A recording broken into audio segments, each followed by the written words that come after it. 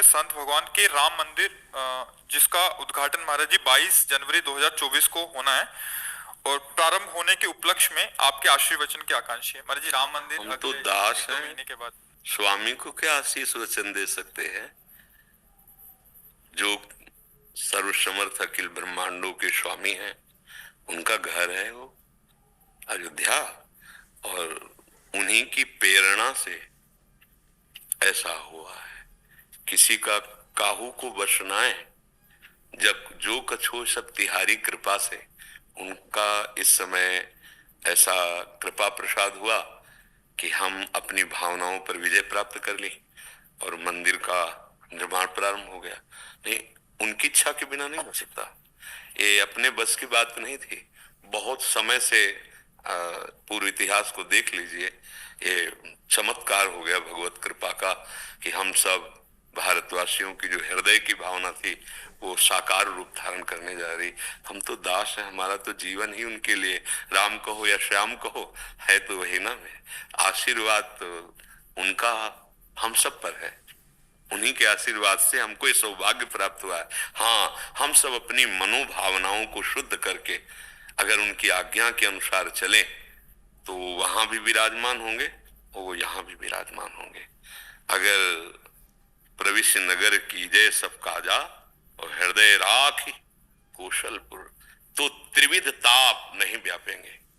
हाँ, दैहिक दैविक भौतिक तापा, और यहाँ राम राज्य काहू नहीं व्यापा।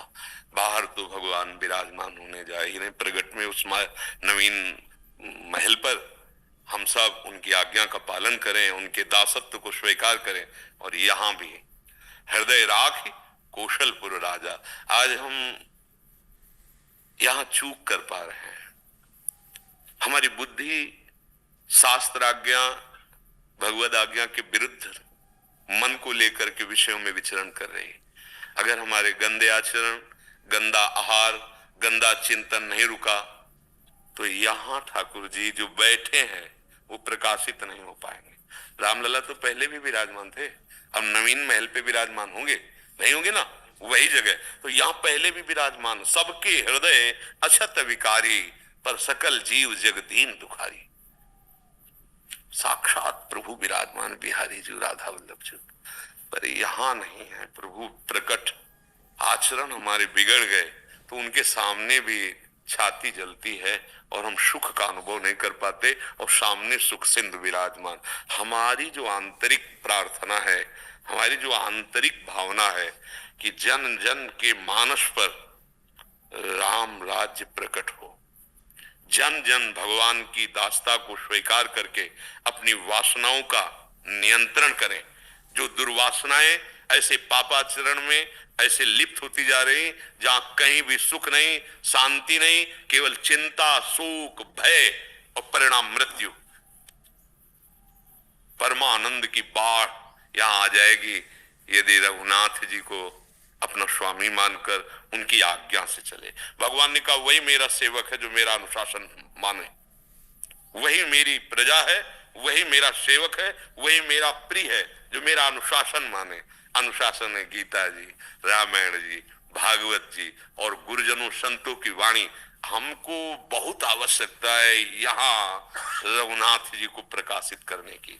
भय प्रकट कृपाला दीन दयाला, यहाँ जरूरत है। जो प्रगट में है वो तो भगवान की कृपा से हो ही गया है, उनके बल से हो गया है। अब हम लोग उनकी आज्ञा का पालन करें और उनको स्वामी मानकर इस जीवन को सार्थक कर ले। जैसे गोस्वामी तुलसीदास जी कह रहे हैं, जाकी कृपा लवलेश ते मति मंद तुलसी दास हूं, पायो परम विश्राम, राम समान प्रभु नाही कहूं। पायो परम विश्राम, यहां मेरा मन अशांत है। क्यों? क्योंकि प्रभु की आज्ञा के विरुद्ध आचरण बन रहे हैं।